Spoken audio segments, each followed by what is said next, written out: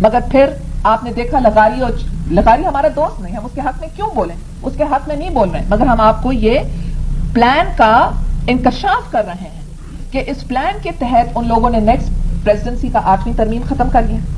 اس کے بعد انہوں نے عدلیہ کے اوپر جو کیا, پاکستان کی تاریخ میں آپ کو یہ نہیں ملے گا کہ حکومت بسز لے آئے اور بسز کے اندر لوگ جا کر کے عدالت کے اوپر حملہ کریں.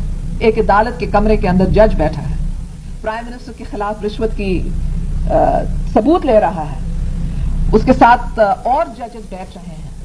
اسلام آباد کے اندر ڈپلومیٹک کمیونٹی ہے, اتنی اسٹرکٹ سیکیورٹی ہے, اسلام آباد کے اندر لوگوں کو جمع کرنا مشکل ہوتا ہے کیونکہ کانسٹیٹیوشن ایونیو اتنا بڑا ہے کہ ایک مجمع کرنا اور سے, مگر نہیں, بسز کے اندر لوگوں کو لایا گیا اور پھر ٹیلی ویژن پر دکھایا گیا. یہ بھی نہیں کہ اندھیرے میں کریں, یہ کہ بدتمیزی دنیا کے سامنے انسلٹ کرنے کے لیے کہ آپ کر کیا سکتے ہیں. ہاں ہم قانون کو پھاڑ رہے ہیں مگر آپ کر کیا سکتے ہیں. لوگوں کو بے بس بنانے چاہتے ہیں اور ان کو کہہ سکتے ہیں کہ کہنے چاہتے ہیں کہ ہم سب کچھ ہیں, اور یہ ان کی غلط فہمی.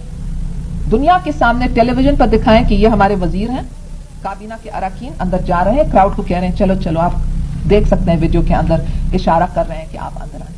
اور پھر چیف جسٹس کو بھاگنا پڑا, ججز کو بھاگنا پڑا اور کسی کو کوئی سزا مل نہیں سکا. اس لیے حکومت تو اپنے خلاف گواہی پیش تو نہیں کرے گی. پھر ان کے اپنے پپٹ کو پریزیڈنٹ بنائے, جسٹس تارر کو.